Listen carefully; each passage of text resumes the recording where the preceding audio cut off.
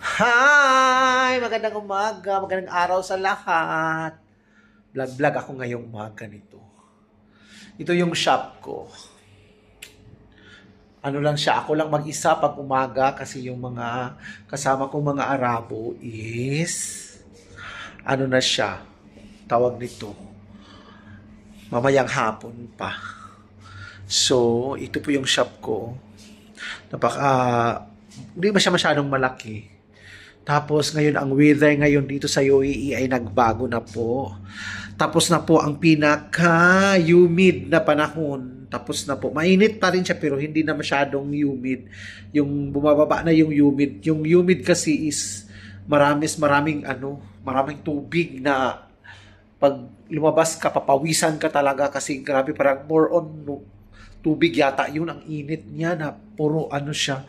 Pero sa awa ng Diyos naman, ngayon, okay na siya. Hindi na siya masyadong init, oh. Katamtaman ng init, parang nasa Pilipinas na lang siya. Tapos, ito yung labas namin. Tingnan namin, nakahilira ang mga sasakyan ngayong araw na to. Dahil, Sunday today.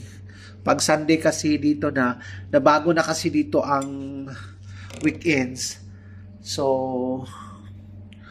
ano na siya, Saturday, Sunday na, hindi na siya, sumunod na sila sa international na weekends. So, dati, ang weekends dito dati is, ano siya, Friday and Saturday.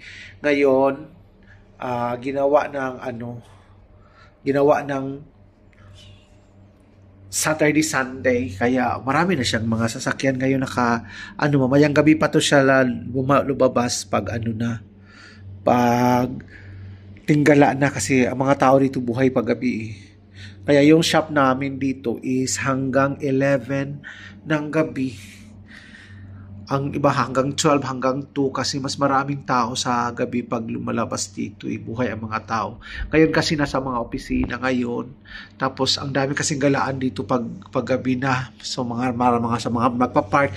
Mahilig ang mga tao dito magpa-park sa Abu Dhabi. Mamahilig sila talaga magpa-park.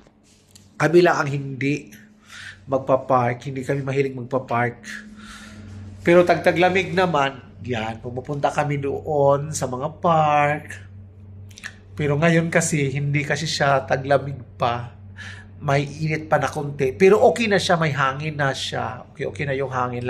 Lalo na't mag-start na ng mga 8 o'clock ng gabi o magaganda na bumababa na talaga ang init. Hindi tulad nung August, talaga grabe yung August talaga. Pero yung August naman dito naman, hindi din tulad nung mga previous year din na sobrang init talaga dahil wala kasing ulan. Ngayon kasi pinapaulan nila dito. Meron silang mga cloud seeding na ginagawa. So, pinapaulan nila. Kaya, yung init, na minimize yung init. Mainit naman pero hindi talaga tulad nung dati talaga na yung mga puno bigla na lang lumiyab, umapoy, ganun. Dito naman ngayon sa awa ng Diyos, hindi na rin siya. Okay na rin siya. So ito yung ko. Ito yung shop ko habang umaga. Ako lang mag-isa talaga dito. So ang ganda ng color ng hair ko. Yung color ng hair ko is 5 and 9. Yep, thank you so much. Just put it there.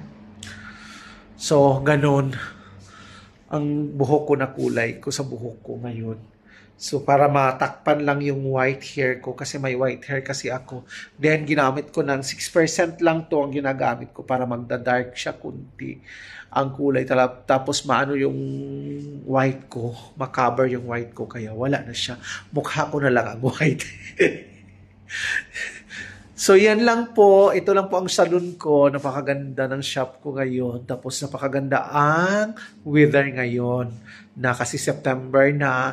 Merry Christmas in advance po sa mga taga-Pilipinas. Magandang Yan. Hanggang dito lang po. Bye-bye!